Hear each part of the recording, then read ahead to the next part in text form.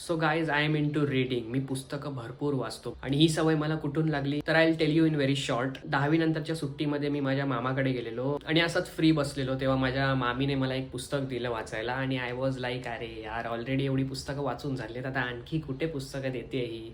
पण तरी बोललो चल वाचूया. तर ते बुक होतं हू मूव्ड माय चीज आणि लकीली मी काही दिवसात ते पुस्तक वाचलं आणि आय रिअलाइज समथिंग. जेव्हा आपल्याला वाटतं ना की आपल्याला खूप काही येतंय, सगळं कळतंय आपल्याला, तेव्हा ना एखादं पुस्तक वाचून बघा.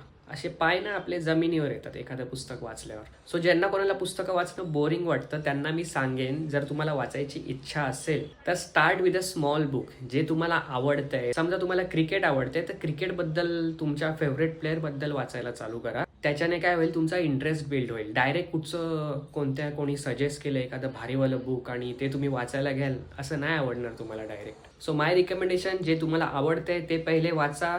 छोट्या साईजचं पुस्तक घ्या, ते पहिले वाचा, सुरुवात करा. स्टार्टिंग इज इम्पॉर्टंट आणि देन मूव्ह ऑन टू मोठी पुस्तकं.